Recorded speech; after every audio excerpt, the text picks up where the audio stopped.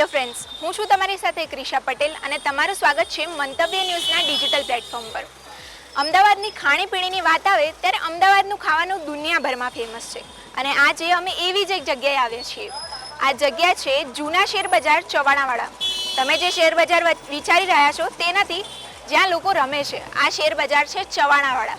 હવે તમે વિચારતા હશો કે આ દુકાનનું નામ જૂના શેર બજાર કેમ પાડ્યું, તો એની પાછળ પણ એક ઇન્ટરેસ્ટિંગ સ્ટોરી છે.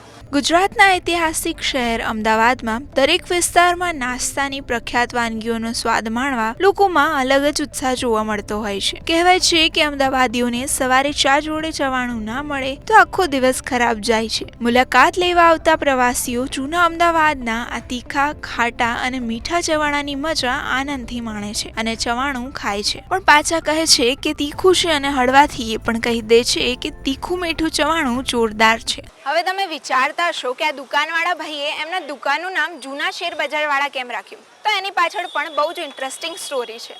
હવે તમે પાછળ જે આ બિલ્ડિંગ જોઈ રહ્યા છો, આ બિલ્ડિંગમાં વેપારીઓ એમના શેરની આપ-લે કરવા માટે આવતા હતા અને એ સમયે આ દુકાનવાળા ભાઈએ એમની દુકાન અહીંયા ખોલવાનું નક્કી કર્યું અને આ બિલ્ડિંગ પરથી એમણે આ દુકાનનું નામ પાડ્યું જૂના શેર બજાર ચવાણાવાળા. હવે અમદાવાદના ફેમસ ચવાણાની વાત આવે તો સૌથી જૂના અને જાણીતા ફરસાણવાળા જૂના શેર બજાર ચવાણાવાળા. આ દુકાન લગભગ 100 વર્ષથી પણ વધુ જૂની છે. આ દુકાન અત્યારે 5મી પેઢીના ગણપતભાઈ અને તેમનો પરિવાર ચલાવે છે. આઉટલા પર સ્થિત નાનકડી દુકાન લોકપ્રિય છે. અમદાવાદીઓ ચા પીવામાં અને ખાવામાં કોઈ કસર બાકી ના રાખે. આ દુકાન પર 13 થી 16 પ્રકારના ફરસાણ જેમ કે તીખો ચેવડો, ઝીણી મમરી, ઝીણી સેવ, ટમટમ, ચણા જોર, મસાલા દાળ, દાળ મૂઠ જેવી આઇટમ્સથી 3 પ્રકારના ચવાણા બને છે, જેમાં તીખું મોડું ચવાણું, ઘઉંનું ચવાણું અને પાપડનું ચવાણું મળે છે. હવે ચવાણું ક્યારે બને છે? જ્યારે 16 અલગ અલગ વસ્તુઓ વાપરવામાં આવે છે. અલગ અલગ વસ્તુઓ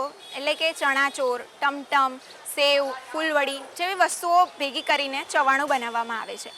અને અહીંના દુકાનદારનું કહેવું એવું છે કે એમનું ચવાણું એટલું બધું ફેમસ છે કે દેશભરમાં અહીંથી ચવાણું વેચાય છે.